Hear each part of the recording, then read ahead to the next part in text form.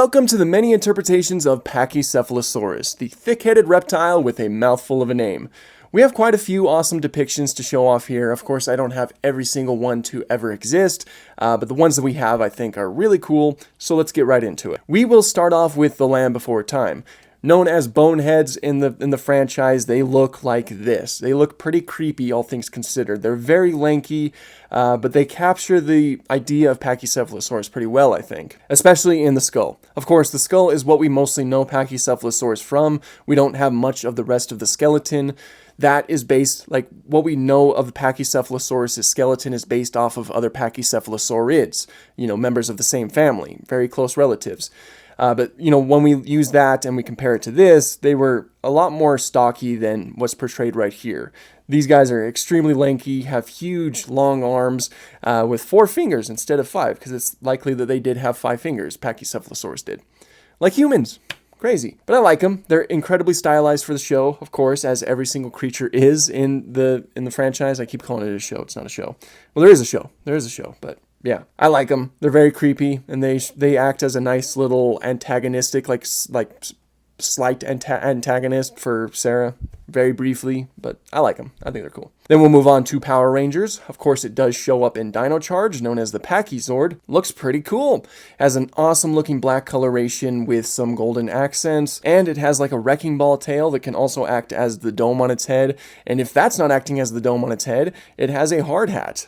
So I think that's really cool. And of course, there is the one that shows up in Dino Thunder, which is the one that I grew up with, known as the Cephalozord. Also looks awesome. Nice purple coloration with some golden accents, and it has like boxing gloves on its hands, which is different, and I love it. It actually has the whole shape of Pachycephalosaurus down too, like especially in the skull. The skull looks a lot like a Pachycephalosaurus skull. So very awesome. They did a great job with that one. And then of course there is the Jurassic franchise. So this one I think looks really good. I think that this one still holds up very well to this day. The head looks really good based off of the Pachycephalosaurus skull fragments that we have, and the rest of the body matches up to other Pachycephalosaurids pretty well. It seems to have a beak. It has the 5 digits on each hand, and the colors I think look really cool with these like kind of blue patterns going on. I think it looks awesome. Of course, it shows up in an extremely sad scene where they're being captured. So there's that, but the CGI looks fantastic as per usual, and just everything looks great. While we're on the topic of the Jurassic franchise, we might as well talk about Stiggy Moloch, because Stiggy Moloch does show up in Fallen Kingdom. Now, many of you might know where I'm going with this, but some of you don't. Why am I including Stiggy Moloch right here? Because there are many who believe that Stiggy Moloch is simply just a younger Pachycephalosaurus. Stiggy Moloch and Dracorex.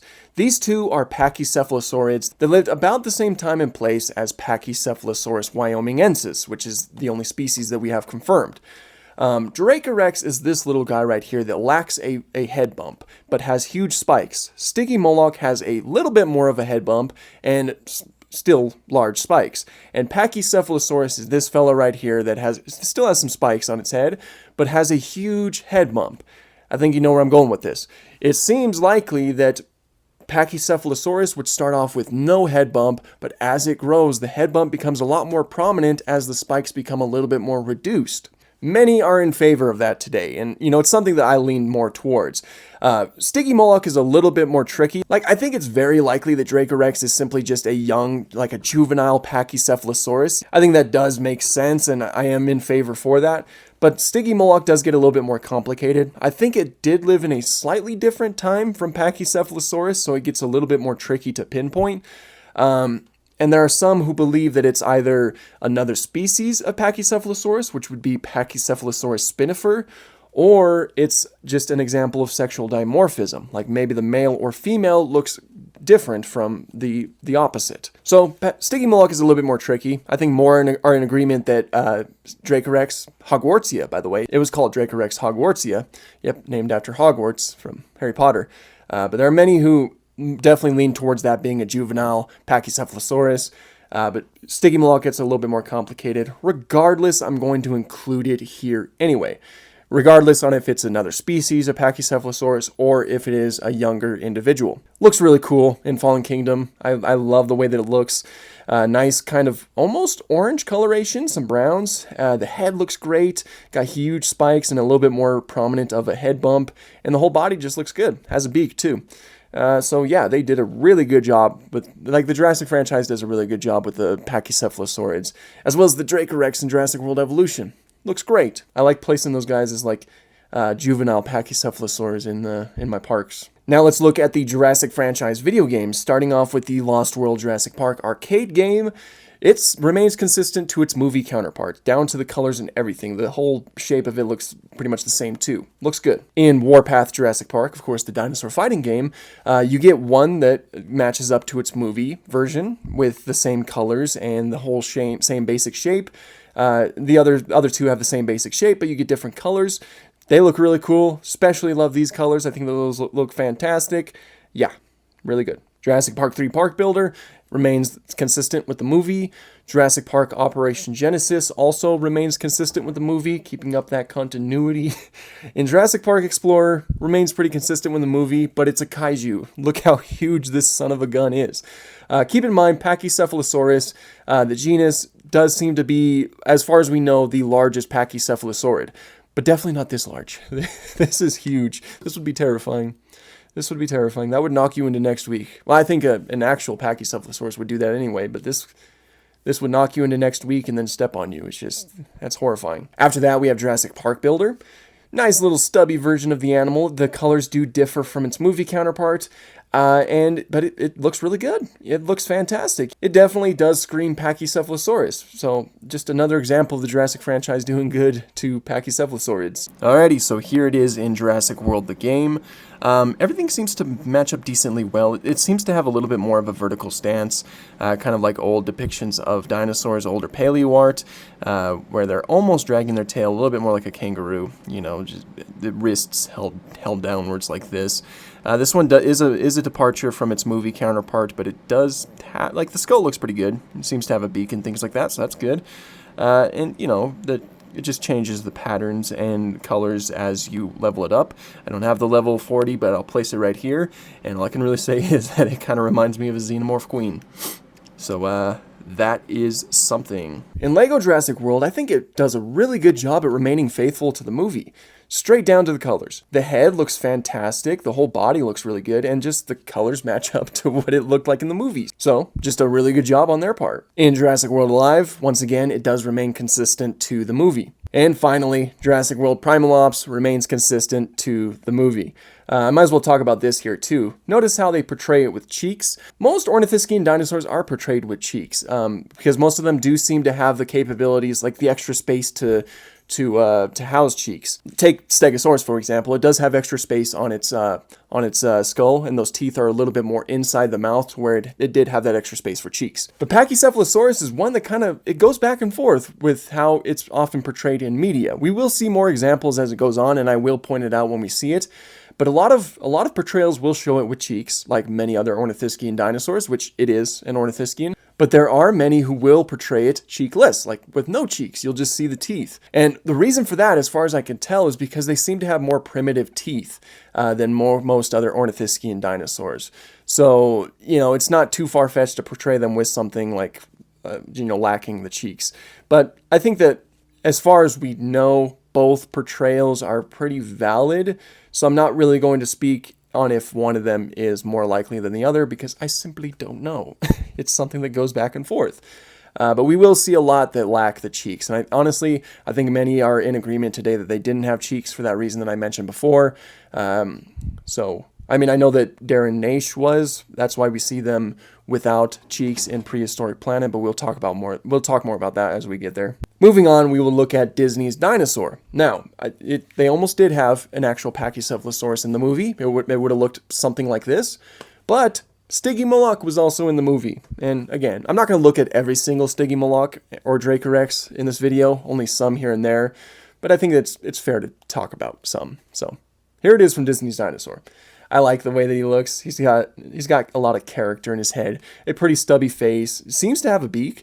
And I love the way that the dome looks and those spikes. I think he has a lot of character. I think they have a lot of character. I really like them. They're also pretty big, all things considered. But yeah, I love Disney's dinosaur designs. I think that they just look fantastic. Old Paky makes an appearance in Kong the Animated Series. Has a solid green coloration. A dome head. Good. Good thing it has that. and he fights Kong. That's very cool. Look at that. Never thought I'd see that in my lifetime.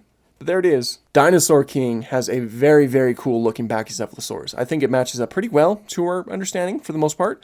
But the colors are what stand out the most to me. I love contrasting colors like this. A very bright dome with a relatively dull body. I like that. It adds a nice flair to the animal. It's also portrayed as being massive here. Again, it wasn't that big. As far as we know. But no, the colors are my favorite part about it. I think it looks really good in that department. Primeval has a Pachycephalosaurus. I think Primeval New World did. It kind of looks a little bit diabolical. Pretty thin, pretty lanky, just very strange. The head looks pretty good though, and I think the neck is a little bit too long. I think Pachycephalosaurus likely had a pretty stubby neck, all things considered. Yeah, this one's a one. This one, yeah. While we're on Primeval, I'll talk about the Dracorex that shows up from the original show. Dracorex hogwartsia. That's its species name. Well, actually, it's probably Pachycephalosaurus, but hey. Anyway, this is what it looks like. That is, wow. If you told me that this was like a fictional creature, like the future Predator, I would have believed you, because look at this guy. To be fair, Dracorex, or younger Pachycephalosaurus, does have a very dragon-like appearance to it. I mean, look at that skull. This skull kind of matches up to what Dracorex's skull would have looked like, just with some longer horns and stuff like that. They have added their own little stylistic flair, their own creative liberties with these type of sails or spikes that it has on its back, giving it more of a dragon appearance. To be fair, an animal that's called Dracorex hogwartsia, I think, I do understand the push to make it look more dragon-like. But man, this is crazy. It's just so crazy. Look at that guy. Look at him. Look at that heartbreaker. It's just crazy. Then we have Nova, Arctic dinosaurs. We have this fella right here who's pretty thin, pretty shrink-wrapped.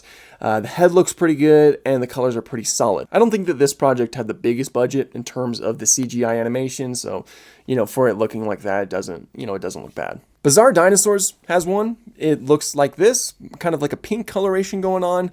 The head looks pretty good. Really not much else I can add. Dracorex also makes an appearance. The head looks a bit weird, but it doesn't look too bad, all things considered. A nice yellow coloration, and again, probably a young Pachycephalosaurus.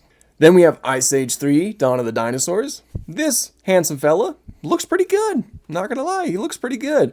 Matches Pachycephalosaurus pretty well. Nice green coloration with more of a brown head. And yeah, no, for it being stylized, I really don't mind it. I think it looks pretty good. Dinosaur Train.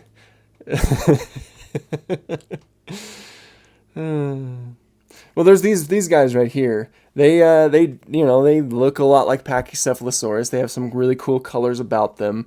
The young guy is certainly something, but yeah, they don't look bad. I like them. There are some Pachy's in Dinosaur Island, released in 2014. They have a nice red coloration on the head. I think they look pretty good right there. While I was searching this, I actually found this image of this Pachycephalosaurus toy. It unlocked a core memory. I used to have that when I was younger. I think it was Imaginext. I used to have a ton of those. This might shock you to hear, but I was actually a dinosaur kid. I know. Deadly Dinosaurs has a really good looking one. Pretty short neck. The texturing of the body looks really good. The colors are awesome. The skull looks great. I like the color of the bump on the head. It all looks really good. Just hats off. Gigantosaurus. Yeah, it's like an ornithomimus mixed with a Pachycephalosaurus. It's like if you gave an ornithomimus the head of a Pachycephalosaurus. What is with that neck, man? Yeah, this is what it looks like. This is one of the most stylized ones. It does come from a children's animated show, so accuracy is not the goal. It does have a beak though. That's great. That's really great. It also has little knobs and spikes that Pachycephalosaurus had on his skull. So looks good in that department. Dinosauria done by Dead Sound. So Pachycephalosaurus looks great in this, portrayed in Hell Creek. He also did give some of them quills anyway, and they also gave the young Triceratops quills. Now the reasoning for that is because Pachycephalosaurids and ceratopsians are actually very closely related. Like they branched off from each other. It's fair to give them some traits that are reminiscent from one another. I mean, I know that there's a lot of folks who do portray them with large scales, randomly throughout the body like ceratopsians had. So I just like stuff like that. I won't mention too much else about the short as per usual because you should go and watch it. Go and support Dead Sound. I think it's a great series. And now on to Prehistoric Planet 2. Prehistoric Planet 2. They look really good here.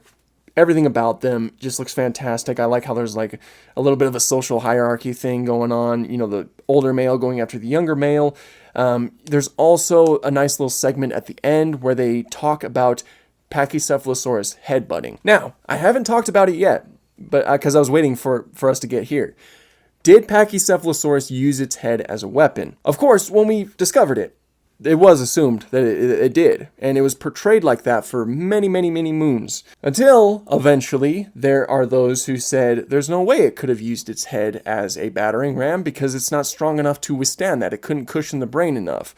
So they kind of went back on that, and then it was starting to get portrayed more like a display structure. More recently, a lot of analysis was done on Pachycephalosaurus skulls, and the domes specifically, and it was found that there are lesions on them, as in like little damaged pieces.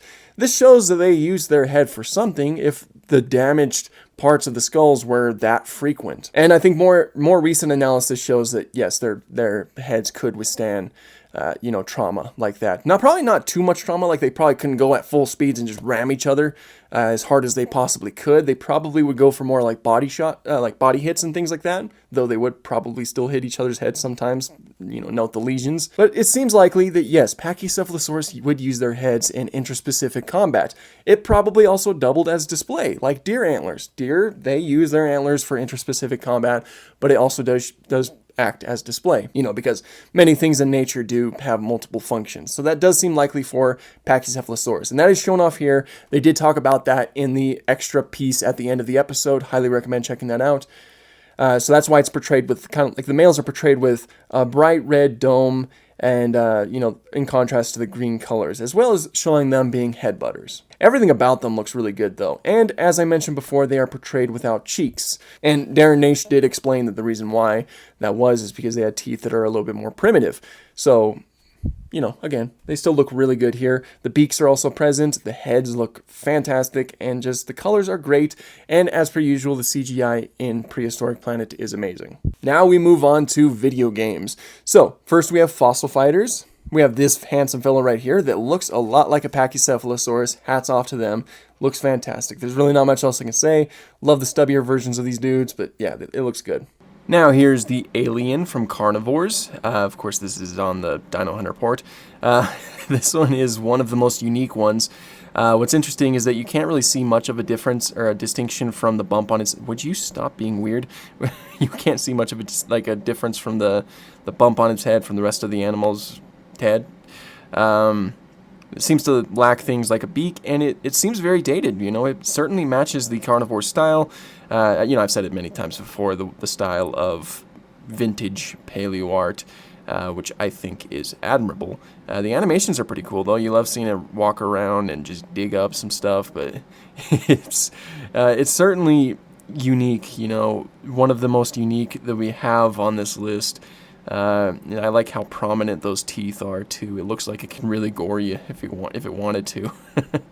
So yeah, this is Carnivores. Ark's Pachycephalosaurus, just known as Paky, looks pretty good. Like the whole body looks pretty decent. The head matches up pretty well. It's just covered in spikes. Like it just looks kind of painful for him. I don't know what it is. It also has like a little bit more of like plated backs and stuff like that, but yeah, they look good. I don't lean towards them or anything, but I think they look pretty good. Now here we have the Isle. This is Legacy, of course, but Evrima does look pretty similar to this guy, so I think this kind of counts for both of them. But it looks really good. Everything matches up very well. The head looks really good. The sounds are pretty good. The animations are good, and just the overall way that the body looks. Same basic things. I really like the animations that the Isle has. Like, look how good this looks. The way that those legs are moving, just so good. But yeah, it's got the proper amount of fingers. 1, 2, 3, 4, 5. Very awesome. And I like the colors that you can give it, especially with this blue dome, because blue is pretty cool. But yeah, this guy looks really good. I really like it. Saurian has a fantastic looking Pachycephalosaurus, also portrayed without cheeks.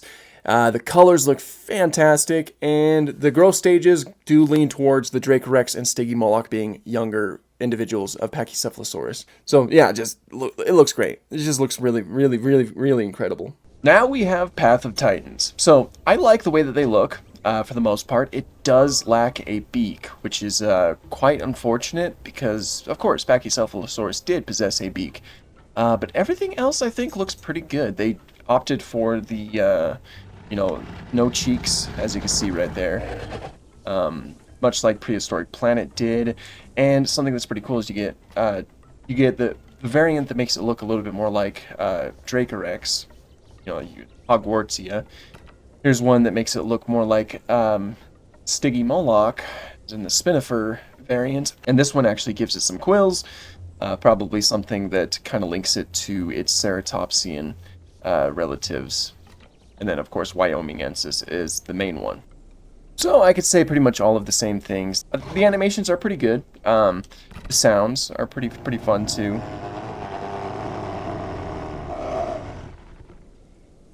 Yeah.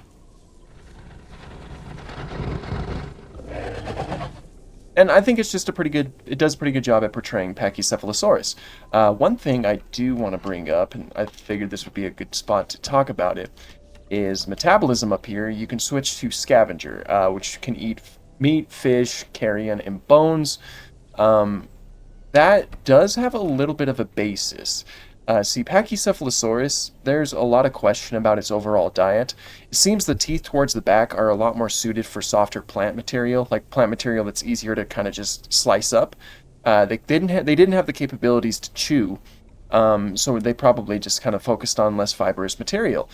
On top of that, there seems to be some sharp teeth towards the front of the animal's mouth, basically in the beak. The teeth are very similar to that of theropod, carnivorous theropod dinosaurs. This implies that they maybe had some omnivorous tendencies, and I'm not talking about the type of tendencies that you see today where deer will sometimes eat birds. I'm talking like they could have possibly been full-on omnivores. Of course, we don't have enough fossil material, nor do we have enough research done on that subject to really say for any actual certainty, but it is a possibility, and so I think it is cool that Path of Titans incorporated it as like a gameplay type thing, more so as a scavenger.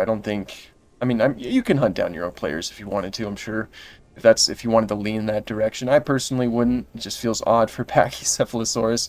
But if it's something you'd want to do. But yeah, I thought that this would be a good place to bring that up. Even, there was some sharper teeth in the beak, even though this guy doesn't have a beak. I know that there was a mod that incorporated the beak, and I think that mod is down, but will be coming back up. But yeah, other than that, this is a good model. I don't mind it. Paleo Pines has a really nice looking Pachycephalosaurus. The bump kind of extends a little bit more towards the front of the head instead of being localized towards the back, so that is a little bit of a difference to the real life animal. But I love the way that their tails look. I don't know what it is about that. Saurian actually had something similar to that.